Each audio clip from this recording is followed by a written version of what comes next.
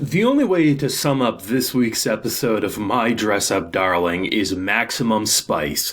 That's the only way to sum it up, because when the title of the episode says Love Hotel, you know shenanigans are going to take place. We already know these two lovebirds have feelings for the other. Of course, they're not specifically going to go there for the kinky, but you know something's going to occur during whatever caused them to end up going there. And a cosplay photo shoot of which I think is so genius with what they did with this episode, because it's a very simple 4-panel manga about a succubus who's trying to get a overworking person to go to sleep. Super wholesome, nothing overly crazy, but the fact that they use that wholesome story to actually bait them into a love hotel because it looks similar to the room said main character works in is pretty damn fantastic, and the number of things they showed in this episode actually kind of took me by surprise in a good way. I just wasn't expecting them to show maybe as much as they did. Showing vibrators, showing condoms, I was like, okay, this is spicy. But when it came to the last photo, that's when all bets were off, and they came damn close to not only kissing, but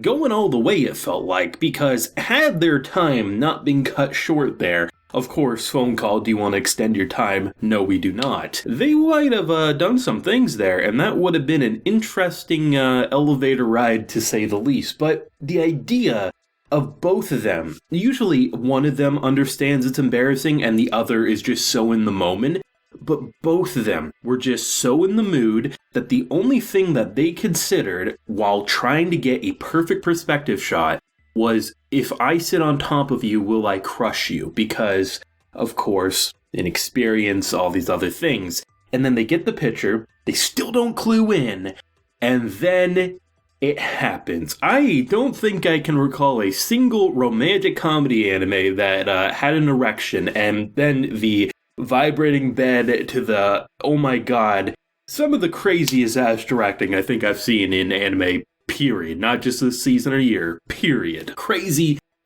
stuff. And I don't know how they're going to end next week's episode, the last My Dress Up Darling episode. Hell, they might confirm a season 2 immediately, maybe not. But either way, what are they going to cement as? Because this is, without a doubt, the closest they've come to not only admitting their feelings to the other, but going in some sexual direction. So I'm curious to see if they're going to end in any way like, you know, feelings admitted, talking about what occurred there. I mean, it wasn't one-sided there, even though physically we may have only seen one side, maybe a little more happy than the other. The idea of they both were enjoying and embarrassed by that moment. Holy shit, like, this show is bold, and I appreciate it. I think one of the more easy to miss moments that I kind of dig is when they're getting off the elevator and then another couple's walking in and the girl's like, oh, they look like they're in high school. Of course, you know, that's when they're most curious about this type of stuff. And she doesn't find it weirder, but she just thinks it's cute because ultimately that's when you start realizing what you want to do with your body, sort of a thing. Incredible stuff nonetheless, but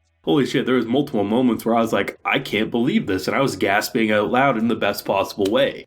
But the idea of a cosplay in the direction that they went this time was pretty interesting, because we've had so many times focusing in on the anime in their world, and it's animated fantastic, it has its own distinct style. But this time we go in a manga direction, a 4-panel manga, a very basic art style, but it just fits so perfectly for the world while actually seeming like something that people would want to enjoy. It's a cute idea, while simultaneously taking jabs at the overly long and light novel manga titles from our boy Gojo being like, is that even a title anymore? And it works so perfectly because the title of this show, My Dress Up Darling, is very short and concise, right? So it just kind of makes the whole joke really, really well. But the idea of not having that much reference material for a cosplay is interesting, right? Because up until this point, there might have been areas that he's had to guess and throw his own touch to the ring. But you're having a very basic design, and there's not a lot of reference to go off of. So you have to do research on succubus and things like that. And the idea of what he ultimately makes after she feels bad about herself, like she couldn't pull off the hairstyle, and he's like, no, like you're cute as shit, basically, just without maybe that much boldness. And I love seeing them build up throughout this to go into such a spicy situation without really making it awkward in stupid ways. Like, of course, for Gojo, this is insane to him. There's condoms, there's vibrators, giant bath. She's asking, do you want to take a bath with me? And he's going stone completely faced beyond that. But I love the idea that where it counts in the real flusteredness, was something you don't see in anime too often, while once they got into the rhythm and they were able to shoot their cosplay,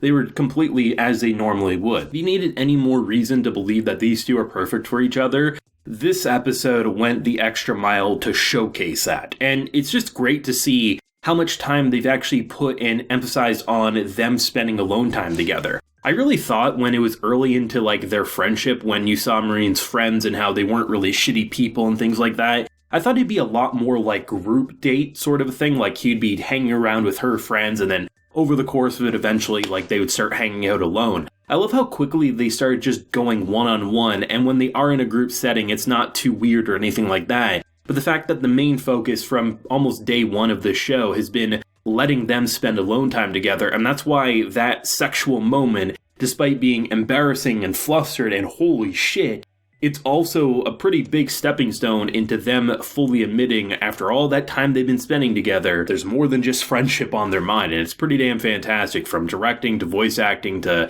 everything else in between, right? I also think there's been a lot of moments that you could show people out of context and they would probably raise an eyebrow while simultaneously adding to Q. But I think this episode has the biggest eyebrow moment, and I think it will probably start from the pants scene, him getting aroused, to her being like embarrassed and flustered, to then just casual her sliding off the bed, which was some of the funniest animation, alongside, of course, his kind of like weird wobbly animation he did at one point. There's just so many things out of context that just makes people want to check this show out just to see what they're going to show us, but then they actually see how much substance there is to the character depth alongside those like very flustered moments, which just makes it a 10 out of 10 production overall. I mean, I walked into this week's episode and just kind of thought to myself, it sucks that this is going to be the second to last episode. No season 2 announcement yet. Maybe we will get one. Maybe it'll take a year. Maybe it'll take years. Maybe we'll never get one, right? You just have all these different conflicting feelings, even if you firmly believe it will get more. But to know that after next week, there won't be a My Dress Up Darling episode. It's just crazy and sad, but also it feels so good to know that this isn't a 2-court, right? Because 2-court productions, they don't usually stick the landing the entire time.